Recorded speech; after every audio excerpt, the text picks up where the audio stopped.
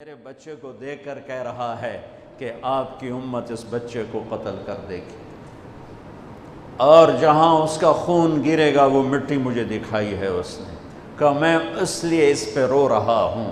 ابھی تو وہ شہید نہیں ہوئے اور رویا جا رہا ہے، تو ہم تو ان کی شہادت پہ روتے ہیں بھائی۔ شہیدان کربلا کو شہادت کے بعد احترام اور عزت سے نہیں تدفین کی گئی، یہ مسلمانوں کا المیہ نہیں سمجھتے آپ؟ کہ آپ دیکھتے ہیں جب غیر مسلموں کو دیکھتے ہیں وہ اتنے احترام سے، جیسے ٹیپو سلطان ہو گیا، اس کی ایگزامپل ابھی پچھلے دنوں میں ریفرنس دیا تھا مولانا طارق جمیل صاحب نے، تو انہوں نے کہا تھا ٹیپو سلطان کو اتنے اعزاز کے ساتھ دفنایا، یا اور بھی تاریخ میں کئی حوالے ہوں گے۔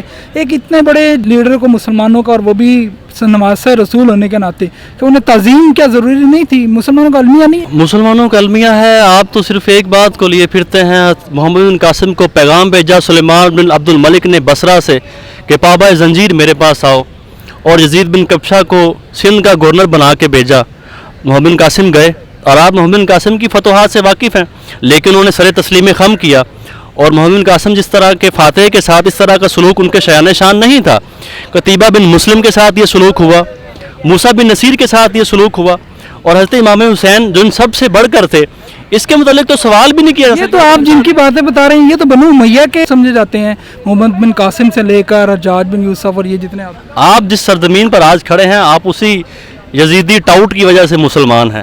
کیا آپ یہ نہیں سمجھتے کہ یہ مسلمانوں نے اپنی سلطنت بڑھانے کے لیے کیا ہے کہ کوئی اگر کوئی واقعی کوئی مسلمانوں کا کوئی انٹرسٹ ہوتا تو اسلامی نظام حکومت نافذ کرتے، جیسے حضرت عمر کے دور میں تھا۔ جنگ تو امام حسین کی یہی تھی نا، کہ ملوکیت اور خلافت کے لیے جنگ تھی نا، کہ یہاں پر کوئی خلافت کا کوئی نظام نافذ نہیں ہوا، لشکر آئے لوٹا۔ کیا آپ دیکھ لیں بابر کو دیکھیں، جن کو دیکھیں، جو آیا بعد میں یا پہلے وہ آئے ہیں، وہ اپنے مقصد کے لیے آئے ہیں، وہ یہاں پر یہی کر کے گئے ہیں۔ تو جو امام حسین یا حضرت عمر یا حضرت ابو بکر یا جو یہ نظام خلافت قائم کر رہے تھے، جو یہ چاہتے تھے، جو نبی پاک کی طریقے تھے، وہ تو کہیں پہ بھی نظر نہیں آئے۔ تو کئی جو عالم ہیں وہ یہ کہتے ہیں کہ یہ اس وجہ سے یہ جو ہند کی فتح ہے یہ بھی کنٹراڈکٹری ہو جاتی ہے۔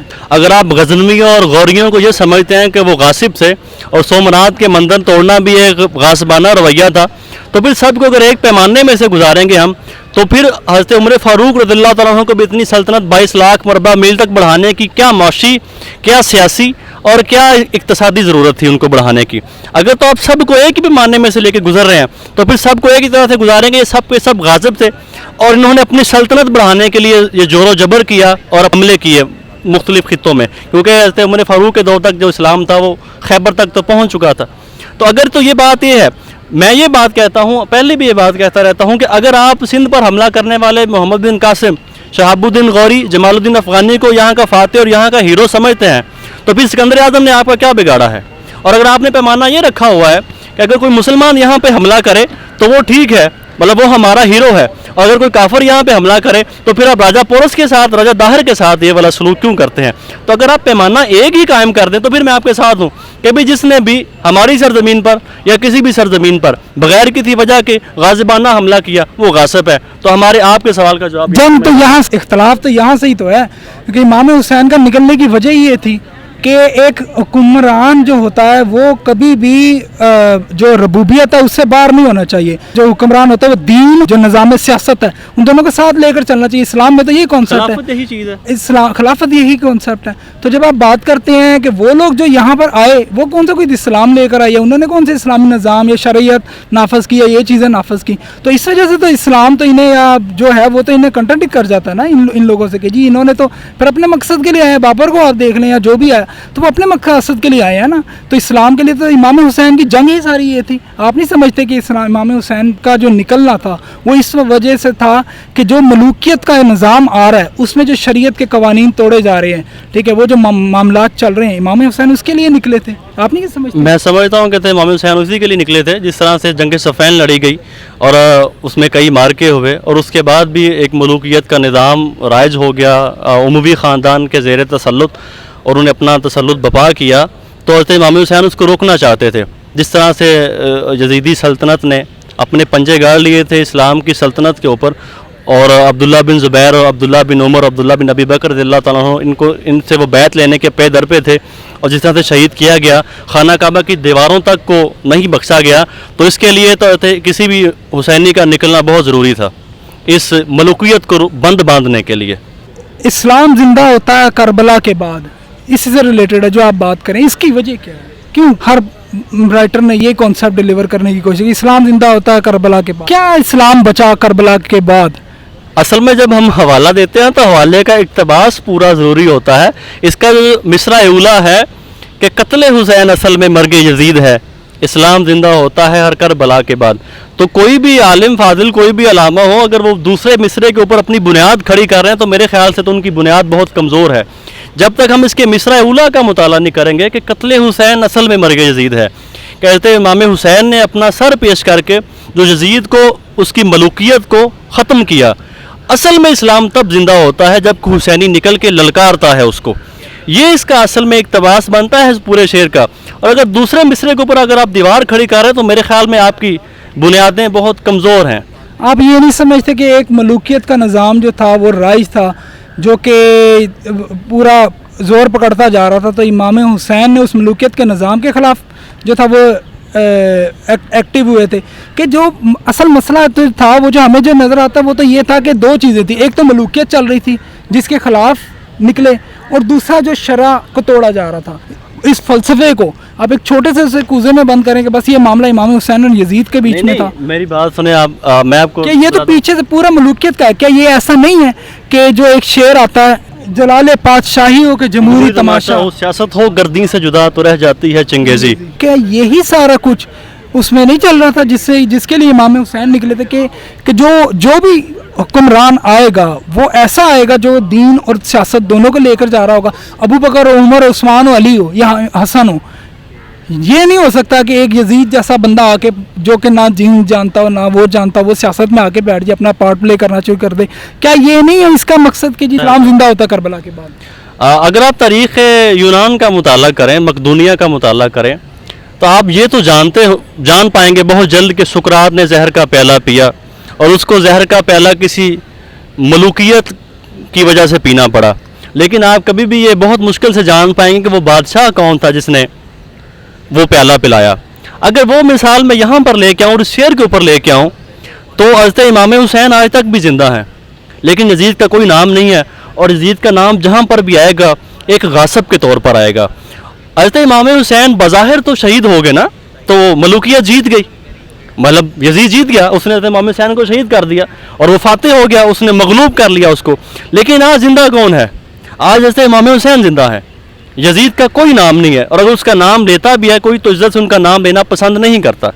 यही बात मैं आपको बताना चाहता हूँ कि कत्ल हुसैन असल में मर्ग यजीद है। कहते इमाम हुसैन रज़ियल्लाहु अन्हु शहीद तो हो गए बज़ाहिर तो उस वक्त में तो, लेकिन उनका नाम इस तरह से ज़िंदा और ताबिंदा है इस्लाम के ईवानों में कि वो आज तक उसी तरह से कायम है। क्या उसके बाद इस्लाम जिंदा हुआ था? इस्लाम की कोई तवाबून की जो तरीक चली या और जो दूसरी तरीक़ें चली थी, क्या वो नहीं आप समझते कि उसकी तरफ रेफरेंस है? इस्लाम जिंदा हुआ, उसके बाद बिल्कुल जिंदा हुआ, नशात सानिया हुई इस्लाम की।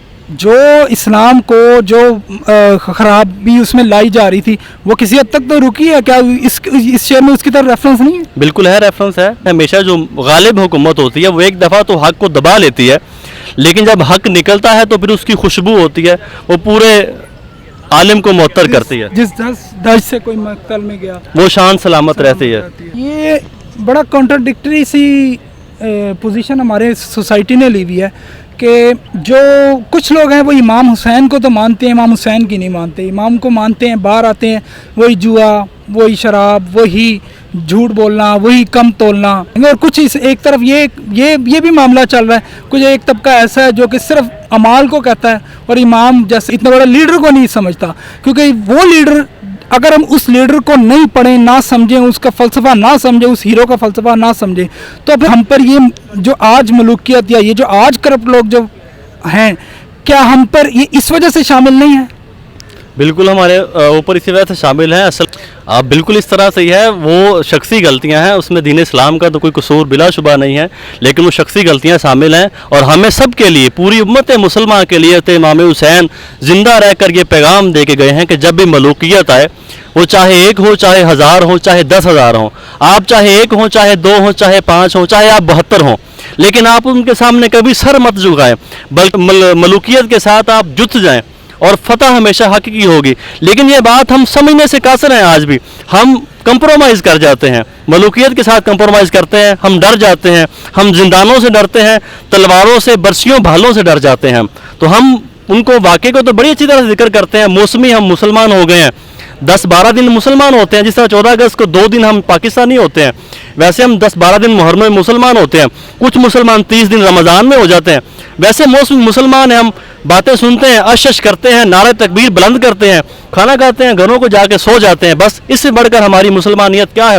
ملوکیت کے چھتر کھاتے ہیں, زندگی ویسے کی ویسے گزار رہے ہیں ہم. کچھ لوگ جو ایسے ہیں جو کہ امام حسین علیہ السلام کو نہیں مانتے, لیکن جو بیسک چیزیں جو روزہ نماز وغیرہ میں لگے ہوئے ہیں, تو وہ اس سے غافل نہیں ہوگے. ایک ہیرو کو جب تک نہیں دیکھیں گے, اپنا آئیڈیل ہیرو کو نہیں دیکھیں گے, تو وہ اس لیول تک پہنچ ہی نہیں سکے ہمارا معاشرہ آج تک. لا ما کسبت ولکم ما کسبتم ولا تسألون عما كانوا يعملون. تمہارے اعمال تمہارے ساتھ, ان کے اعمال ان کے ساتھ, وہ اپنے اعمالوں کا بدلہ خود دیں گے. یہاں پر جو دین اسلام کی پیروی نہیں کرے گا وہ تو اپنا جواب دہ خود ہے.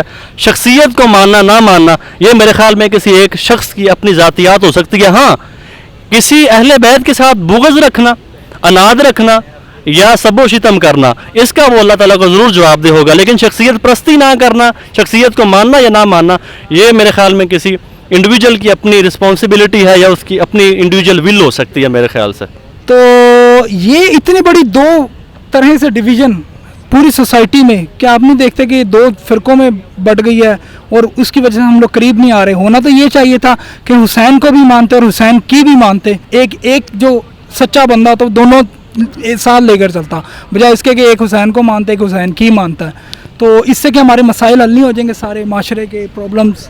اصل میں اس کا بنیادی مسئلہ میرے خیال سے یہ ہے, میرا خیال غلط بھی ہو سکتا ہے, کہ کچھ لوگ تو حضرت امام حسین رضی اللہ تعالیٰ عنہ کو بیان کرتے ہوئے حد سے تجاوز کر جاتے ہیں. ان کو یہ کبھی بھی پتہ نہیں چلتا کہ وہ ایک پیغمبر اور ایک پیغمبر کے نواسے, اس کے درمیان ایک کھینچی گئی لکیر کو کس وقت عبور کر جاتے ہیں. ان کو یہ قطعی طور پر کبھی پتہ نہیں چلتا. اور کچھ لوگ وہ ہوتے ہیں جو اس گروہ کے ساتھ بغض رکھنے کی وجہ سے حد سے بہت پیچھے رہ جاتے ہیں. کچھ اعتدال نہیں کرتے ہیں اور کچھ ویسے اسراف کر جاتے ہیں. جب تک ہم اس کو ایک اعتدال کے اور میانہ روی کے رویے پر ان کو رکھ کے اسلام کا ایک اہم مسئلہ اور اسلام کا ایک اہم مشعل راہ کے طور پر اس کو نہیں لیں گے, تب تک مسائل حل ہونا میرے خیال سے ناممکن